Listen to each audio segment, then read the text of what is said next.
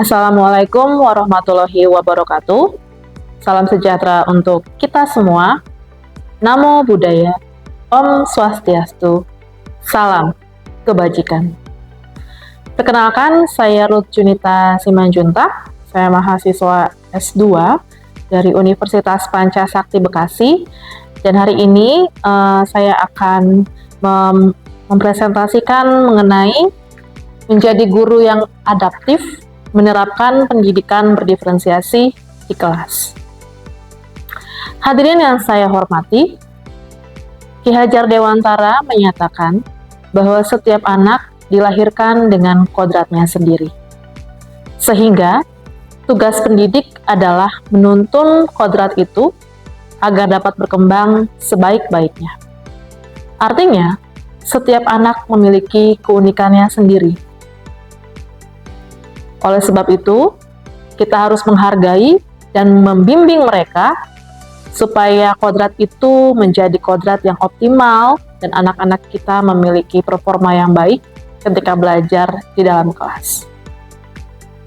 Oleh sebab itu, tujuan seorang guru bukan hanya mentransfer ilmu pengetahuan, namun lebih dari itu, seorang guru juga harus bisa menciptakan lingkungan belajar yang inklusif, aman, dan efektif bagi setiap murid di dalam kelas.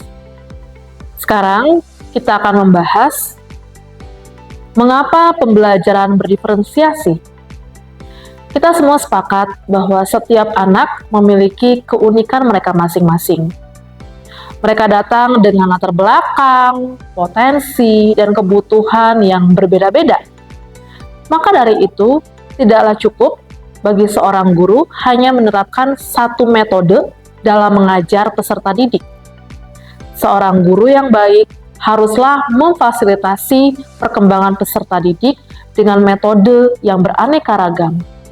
Disinilah pentingnya pembelajaran berdiferensiasi. Kemudian, bagaimana strategi dalam pembelajaran berdiferensiasi ini kita laksanakan? Pembelajaran berdiferensiasi merupakan pendekatan yang memungkinkan kita untuk menyesuaikan metode pengajaran, materi pembelajaran, serta bentuk penilaian sesuai dengan karakteristik, gaya belajar, dan tingkat pemahaman setiap siswa.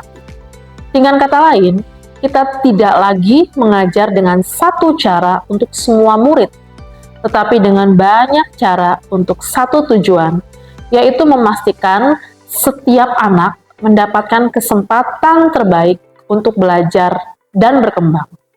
Beberapa siswa lebih mudah memahami pelajaran dengan penjelasan secara verbal, sementara yang lain lebih menyukai praktik langsung. Ada yang membutuhkan pengulangan, namun ada pula yang memerlukan tantangan tambahan. Melalui pembelajaran berdiferensiasi, kita dapat menggunakan strategi yang bervariasi, seperti media visual, tugas mandiri, hingga simulasi, agar proses belajar menjadi lebih bermakna dan relevan. Penyesuaian ini bukan hanya soal metode, tapi juga konten dan penilaian. Kita sebagai guru harus fleksibel dalam menyusun bahan ajar dan instrumen penilaian bagi peserta didik. Tidak semua peserta didik cocok dinilai dengan ujian tertulis. Ada juga peserta didik yang bagus ketika melaksanakan proyek, portofolio, atau ujian lisan. Hal-hal itu merupakan hal alternatif yang dapat dilakukan oleh guru untuk mengetahui sejauh mana pemahaman dan kemampuan mereka. Sebagai seorang guru, kita akan memiliki tantangan-tantangan.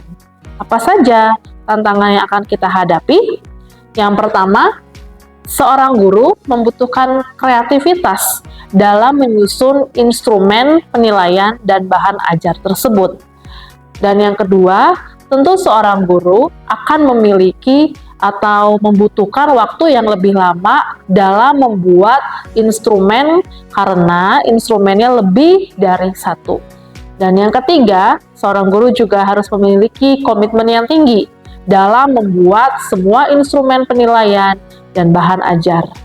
Namun, jika seorang guru dapat memfasilitasi hal-hal tersebut, akan banyak manfaat yang akan didapatkan oleh peserta didik.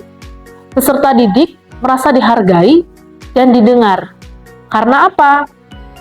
Karena potensi mereka telah tergali dengan pendekatan berdiferensiasi ini. Yang kedua, peserta didik lebih termotivasi. Karena apa? Karena mereka ikut berpartisipasi secara aktif dalam kegiatan di kelas. Karena potensinya sudah tergali dengan optimal oleh gurunya. Dan yang ketiga, kelas menjadi inklusif dan kolaboratif, di mana peserta didik akan bekerja sama dengan para peserta didik yang lain, dan mereka akan bersama-sama mengoptimalkan kemampuan mereka sesuai dengan bakat dan potensinya. Hadirin yang saya banggakan, menjadi guru yang adaptif di era ini adalah suatu keharusan, dan pembelajaran berdiferensiasi adalah salah satu kunci untuk mewujudkannya.